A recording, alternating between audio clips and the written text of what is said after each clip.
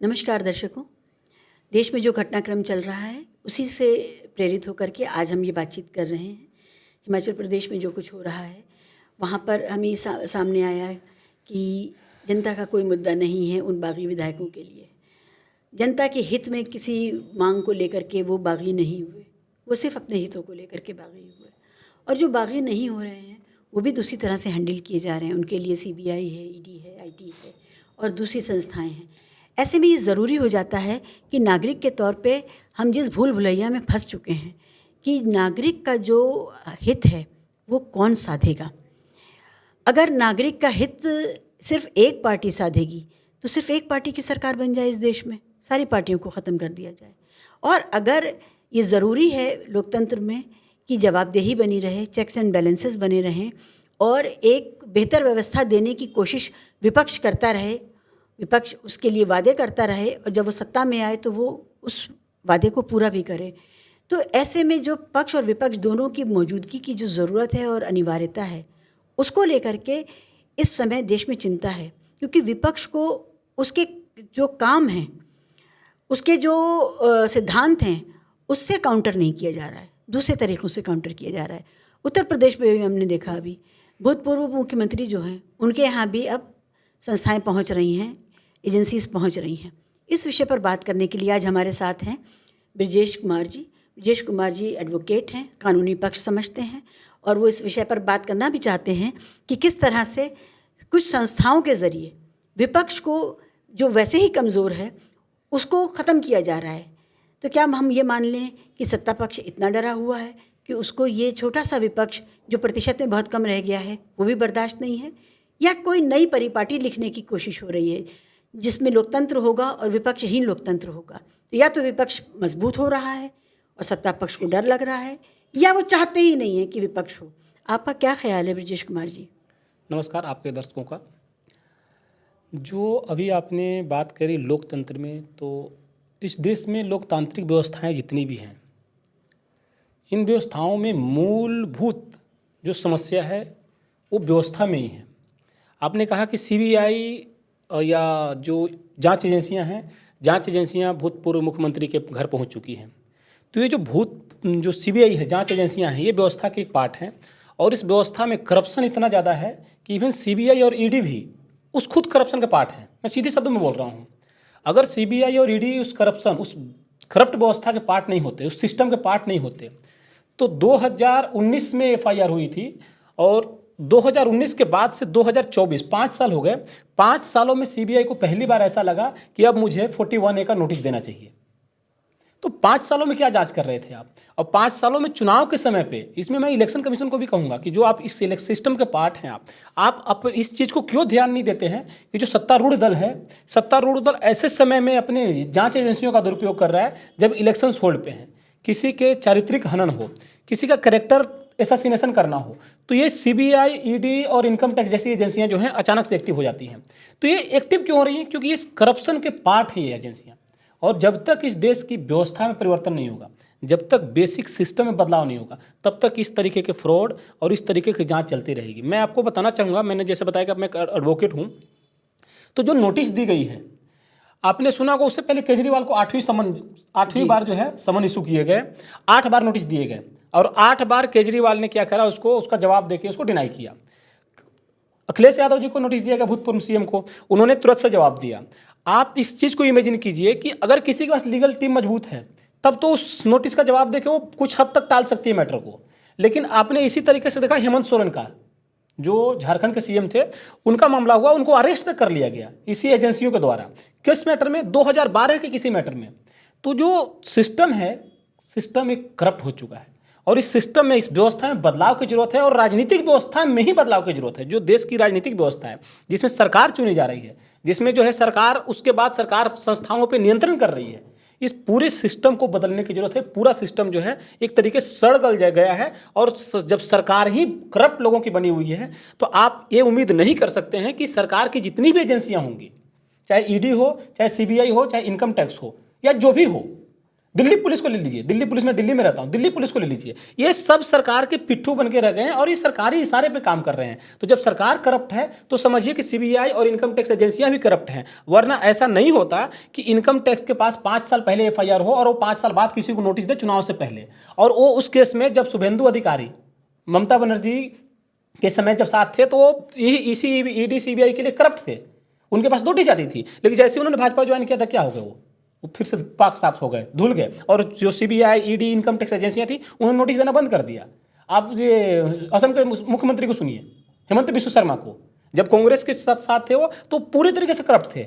केंद्र की सरकार जो थी उनको लगातार इस तरीके से सीबीआई ईडी का नोटिस जाता था, उनको दबाव देने की कोशिश की जाती थी और इनकम टैक्स उनके और करप्शन पे एक बुकलेट छापा था एग्जैक्टली उन्होंने तो छापा ही था। ईडी सीबीआई ने आके प्रेस कॉन्फ्रेंस किया था, वो बता रहे थे कि इनके यहाँ नोटिस भेजना है, इनको अरेस्ट करना है, ये गलत किया है इन्होंने, ऐसे ऐसे, इसलिए हम कार्रवाई सही कर रहे हैं। लेकिन जैसे ही वो भाजपा में शामिल हुए वो क्या हो गए, शांत हो गए। तो आप मुझे बताइए कि क्या सीबीआई और ईडी को इंडिपेंडेंट माना जा सकता है? क्या इनको सिस्टम में ये माना जा सकता है कि करप्ट सिस्टम में ये लोग जो हैं करप्ट नहीं है? ये भी करप्शन के पार्ट हो चुके हैं और पूरी सिस्टम, पूरी व्यवस्था सड़गल चुकी है। खुद चीफ मिनिस्टर जब थे उस समय नरेंद्र मोदी साहब ने भी सीबीआई के लिए कहा था कि वो सरकारी तोता है। बिल्कुल, सुप्रीम कोर्ट और इस बात से उन्हें भी इनकार नहीं है कि सरकार के कहने पर चलती है। अब सवाल ये है कि क्या जनता सीधे जाकर के सीबीआई से और ईडी से और आईटी से और इलेक्शन कमीशन से भिड़ जाए? क्या करे जनता? आपने बहुत सही सवाल को, जनता भिड़ जाए। मैं आपका इसका एक जवाब देना चाहूँगा कि जनता को भिड़ने की जरूरत नहीं, जनता को उस बात को समझने की जरूरत है जिसमें वो सरकार बना रही है। जनता जो है, सरकार अपने सांसद विधायक को चुन के भेजती है और उस सांसद विधायकों का फिर गठजोड़ होने जा लग रहा है। उनका क्या हो रहा है, आंकड़ों का खेल शुरू हो जा रहा है, वहाँ से सारा करप्शन होता है। अभी हाल ही में आपने देखा होगा चंडीगढ़ मेयर इलेक्शन, आप समझिए जो चीज़ मैं कहना चाह रहा हूँ। चंडीगढ़ मेयर इलेक्शन में जो 30 वोट थे, आप समझिए 30 वोट थे, अब 30 वोटों में बहुमत लाने के लिए वोट आंकड़ों का खेल शुरू हुआ। तो जैसे ही सिस्टम के पार्ट जो वहाँ के मसीह थे, जो इलेक्टोरल अधिकारी थे जिनको बनाया गया था, उन्होंने देखा कि सरकार मेयर कैसे बना सकते हैं, तो उन्होंने 8 वोट खराब कर दिए। अगर सुप्रीम कोर्ट नहीं आता सामने तो चल गया था उनका। लेकिन तब मैं इसका जवाब क्या है, क्या उस राज्य की जनता, चंडीगढ़ की क्षेत्र की जनता जिसने पार्षद चुने थे, क्या उसने सवाल पूछा कि हमने जिन पार्षदों को चुन के यहाँ से भेजा था, अगर उन्होंने उसी समय डिसाइड हो जाता कि सबसे अधिक पार्षदों की वोट जो है वो आम आदमी पार्टी के मेयर कुलदीप कुमार के पक्ष में मिला है, तो क्या सुप्रीम कोर्ट को इंटरवेन करना पड़ता? नहीं करना पड़ता। तो जनता ने वोट दे के पार्षद बना के इंडिपेंडेंट हो गई। अब उन पार्षदों की संख्या से क्या हो रही है, बहुमत डिसाइड हो रहा है और मेयर बन रहे हैं। तो यही करप्शन का मेन पार्ट है कि जनता के वोट का महत्व ही नहीं है। हम चाहते हैं कि इस सिस्टम में जनता के वोट का महत्व हो, जनता सबसे अधिक जिसको वोट दे उस वोट को उसी समय गिनिए, और बियॉन्ड कौन कितना सीट, कहाँ से सीट हारी, कहाँ से सीट जीती, 5 साल तक जिस भी पार्टी को ज़्यादा वोट मिले उसको क्या हो, सत्ता चलाने का मौका मिलना चाहिए। और 5 साल के बाद जनता के बीच दोबारा हो जाए, वो एक्सेस करे कि 5 साल तक जनता एक्सेस करेगी, उसे देखेगी, परखेगी कि 5 साल इन्होंने कैसे सत्ता चलाई, फिर उसके बाद क्या होगा, निर्धारण होगा। ब्रजेश कुमार जी, जब जनता का चुना हुआ प्रतिनिधि ही बिकाऊ लोट है और वो लोटे की तरह लुढ़क रहा है, जिधर से धन का ज़्यादा वजन आ जाता है वो उधर चला जाता है। बिल्कुल, ऐसे में जनता क्या करे? जनता क्या पूरा 5 साल लड़ती ही रहे? कभी ईडी से लड़े, कभी इलेक्शन कमीशन से लड़े, कभी सीबीआई से लड़े और फिर अपने जनप्रतिनिधि से लड़े जो दाम देख करके बिक रहा है। क्या करे जनता? जनता का काम उस मत देना था, जनता ने मत दिया, बंदा जीत गया, जीत के विधायक बन गया, फिर उसने अपनी बोली लगा ली और वो चला गया। क्या करे जनता? बिल्कुल, जैसा मैडम पत्रकार महोदय आपने कहा कि जनता का काम है वोट देना, ये सरकार भी यही बात कह रही है कि जनता का काम है वोट देना। जनता ने हमें वोट दिया, 300 सांसद बना के भेज दिए हमारे, अब मैं अपनी मनमर्जी करूंगा। और जनता कह रही है कि नहीं नहीं हमने तो चुन लिया। नहीं, गलत। जनता का काम होता है सरकार बनाने के लिए वोट देने के बाद अगले 5 साल तक उस सरकार पे नजर रखना। ऐसा नहीं कर सकते। नहीं, नजर तो रखिए, देखिए जनता की नजर है, जनता तो ठगी गई, जनता देख रही है कि उसके साथ धोखा हो रहा है। नहीं, जनता करे क्या? आप नहीं समझिए, जनता नहीं समझ पा रही कि धोखा हो रहा है। अगर जनता इस चीज को समझती कि कुलदीप कुमार की जगह चंडीगढ़ के मेयर के चुनाव में दूसरे पक्ष को बना दिया गया, तो जनता ने उन प्रतिनिधियों को, कुलदीप जो विपक्ष में थे, जिन्होंने धोखे से चुनाव जीता था, उनको क्यों नहीं जूते मारे? जनता ने क्यों नहीं कुछ जूते के माले नहीं ये पहनाए? तो वो फिर देखिए वापस सत्ता में कैसे आ गए? कैसे लोकतंत्र कॉन्फिडेंस हुआ में, उनको? हाँ आपकी बात सही है, लेकिन लोकतंत्र में क्या जनता को मत देने के बाद, सारी व्यवस्था से गुजरने के बाद, जिसमें जनता के ही धन का खर्च होता है, इसके बाद भी आखिर में सही और गलत को बचाने के लिए जूते ही मारने का अगर बचा है एक विकल्प, तो फिर ये लोकतंत्र है क्यों? मैं तो कहीं ना इसको लोकतंत्र है। ये तो जिसकी लाठी उसकी भैंस है। मैडम, फिर मैं जो ज्यादा सड़कों पे उतरेगा, जो ज्यादा जूते मार सकेगा, फिर उसकी चलेगी। देखिए ये बहुत ही एक ट्रैप है। हमें आप समझिए मैडम जी। आपने कहा कि ट्रैप है, मैं कह रहा हूं कि जनता अगर सजग है, जनता अगर सही उम्मीदवार का चयन कर रही है और जनता अगर उस पर नजर रख रही है, ठीक है, और उस उम्मीदवार का वापस जाके वहां हमने क्या कहा है, मैं कह रहा हूं कि जो उम्मीदवार चुना जाता है वो इंडिपेंडेंट है, बिल्कुल एकदम से वो सही मुद्दे पे, जिस मुद्दे पे चुन के भेजा गया उस मुद्दे को बात रखेगा। लेकिन जो सिस्टम है ना, सिस्टम ने ऐसा बना दिया है कि वो बंदा जो जीत के आ रहा है वो करप्शन का पार्ट बनेगा ही बनेगा। इसका एक उदाहरण दे रहा हूं मैं आपको। आपने अभी सुना होगा कि उत्तर प्रदेश में राज्यसभा के चुनाव में जो समाजवादी पार्टी के 7 विधायकों ने बीजेपी के पक्ष में वोट दिया, और बीजेपी के पक्ष में वोट देने के बाद भी उन पर व्हिप लागू नहीं हुआ, उनकी सदस्यता नहीं गई। राज्यसभा में व्हिप नहीं लागू होती है, बिल्कुल तो सही कहा, अंतरात्मा की लेकिन व्हिप आवाज लागू पर तो होता होती है। अगर कोई बिल विधेयक आती है उस पर व्हिप लागू होती है। हाँ, ये उस पर कैसा होती सिस्टम है? अगर किसी व्हिप ऐसा होना चाहिए था कि जो विधायक हैं वो किसी मुद्दे पे अपने विचार रखने के लिए खुले स्वतंत्र होने चाहिए, तो वहां तो उन पे व्हिप लागू हो जा रहा है। लेकिन जहां बोरी से थैले से पैसे आ रहे हैं, जहां वो सांसदों को सांसद बना सकते हैं वोट देके, वहां उनको फ्री कर दिया।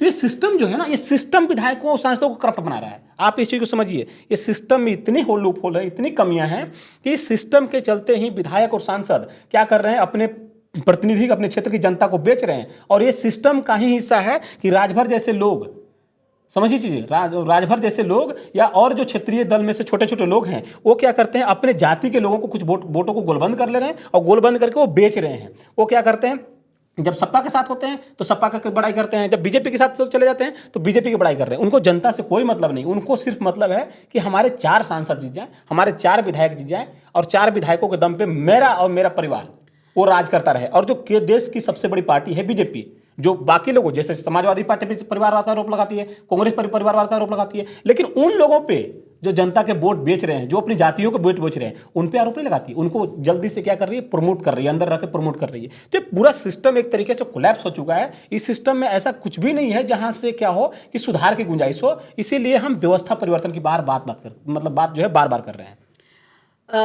ब्रजेश कुमार जी एक युवा एडवोकेट हैं, वो कानून समझते हैं, लेकिन उनके अंदर जिस तरह का जोश है वो रोश में भी बदल रहा है। और ऐसे बहुत से युवा हैं हमारे देश के जिनका जोश रोश में बदल रहा है, क्योंकि सिस्टम जो है वो इस तरह का है कि उसके पास बेईमानी को बचाने के, बेईमान को बचाने के और चोर दरवाज़ों के इतने ज़्यादा ऑप्शंस हैं कि जनता ठगी जाती है। और उन्होंने उसी रोश में कहा कि जनता क्यों नहीं उठ खड़ी होती है जब वो चंडीगढ़ जैसी घटना घटती है कि एक इंसान कैमरे पर ऑन कैमरा बेईमानी कर रहा है, वोट निरस्त कर रहा है, और उसके बावजूद जनता चुप है। तो जनता के ऊपर भी ये जो सवाल है कि हमारा लोकतंत्र सेहतमंद कैसे रहे, उसमें ये जो कीड़ा लग गया है भ्रष्टाचार का, बिकाऊ होने का, इस भ्रष्टाचार के कीड़े को कैसे रोका जाए। और जो एजेंसियां गड़बड़ कर रही हैं, उन एजेंसियों को राह रास्त पर लाने के लिए कि वो जो उनका संवैधानिक कर्तव्य है, जो उनकी शपथ है, ये सारे लोग बड़े पढ़े लिखे अधिकारी होते हैं और बहुत कंपटीशन से आते हैं। मैडम एक चीज़ और कहना चाहूँगा मैं आपको। आपने कहा कि जो मैं जनता को कह रहा हूँ कि हर सड़क पे क्यों आए, आप समझिए अगर जनता सड़क पे नहीं आती है, मसीह के केस में तो था कि चलो वीडियो कैमरा था, वीडियो रिकॉर्डिंग हो रही थी, उससे पे आ गई। लेकिन बाकी जगह जो वोटिंग हो रही, जो सीबीआई ने नोटिस दिया अखिलेश यादव को, आप इस चीज़ को समझिए, जो इन एजेंसियों के पास इतने पावर हैं।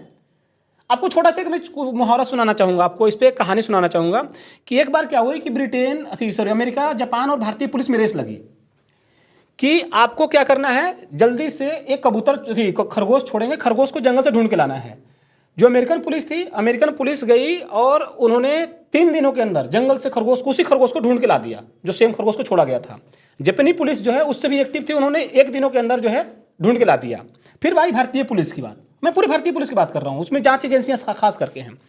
तो भारतीय पुलिस के पास जब बात आई तो इनको गए जंगल में, इनको खरगोश मिला ही नहीं। तो इन्होंने क्या किया, इन्होंने पकड़ लिया एक बिल्ली को, और बिल्ली को इतना मारा कि आपको चल के ये बोलना है वीडियो के सामने कि आप ही खरगोश हो। वो बिल्ली आके सबके सामने बोल रही है, आम जनता के सामने, कि मैं खरगोश हूं और मैं ही जंगल में भाग के गई थी।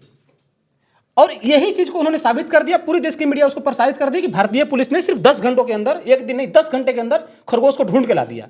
तो इस चीज को समझिए, इन जांच एजेंसियों के पास इतने पावर हैं, मैं चैलेंज के साथ कह सकता हूं कि किसी भी आदमी को ये कभी भी फंसा सकते हैं, चाहे वो कितना भी निर्दोष हो। जब सुप्रीम कोर्ट फैसला देगा उतने में भारतीय सिस्टम में कम से कम 10 साल लगते हैं। 10 साल तक तो जेल में रहेगा बंदा।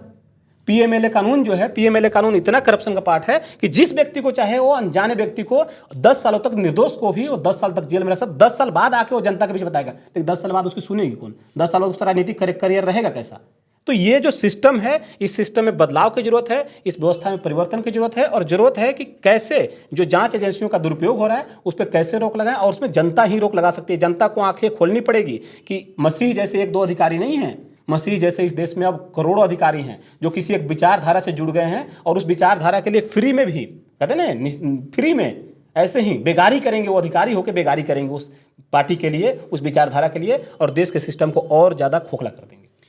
ब्रजेश कुमार जी ने मीडिया का भी जिक्र किया, और उन्होंने ये भी कहा कि जांच एजेंसियों के पास इतने ज़्यादा अधिकार हैं कि वो जिसको चाहे जो साबित करना चाहे कर सकती है। लेकिन इतनी शक्तिशाली जांच एजेंसियों के पास अपने चरित्र को बचाने के लिए कोई तरीका नहीं है।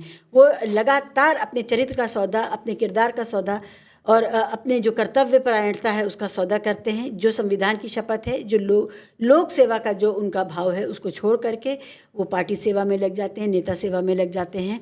और हम सब के सामने वो खुला खेल चल रहा है। हम जानते हैं कि ये गलत है, करने वाले भी जानते हैं कि जनता जानती है कि ये गलत है, और ये सब कुछ जानते हुए भी ये सब कुछ हो रहा है।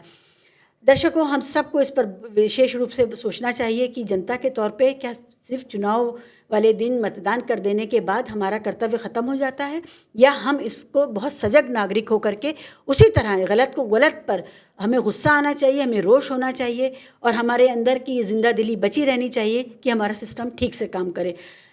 नौजवानों के ऊपर ख़ास बीड़ा है इस चीज़ का कि वो पढ़े लिखे हैं, वो समझते हैं, वो दबे नहीं, वो गलत और सही का नीर-छीर करें और सही के साथ खड़े हों।